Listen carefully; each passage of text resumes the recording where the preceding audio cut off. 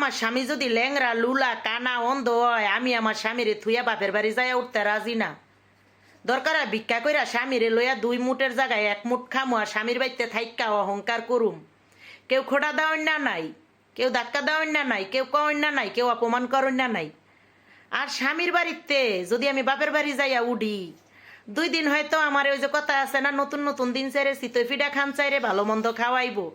তারপরে 3 দিনের মাথায় ভাইয়ের বউ মা বাপ ভাই বোন হেরা এমনভাবে কথা কইব, এমন অপমান করব, দুগা পান্তা ভাত খাইতে গেলেও পানি লবণ লাগবো না, চোহের পানিতেই পান্তা ভাতে পানি হয়ে যাইব গা।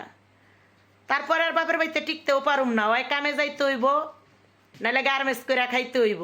ওই যেমনে হোক নিজের কামাই নিজের করে খাইতে হইব। তখন কথা আছে না, লাঙ্গের আশায় বাতার হারাইলাম, মান ইজ্জত খুয়াইলাম ফাও। তাই এর থেকে আমি বাপের বাড়িতে কোনোদিন যামও না, আর মানুষের লাত্তি উষ্টাও খামু না।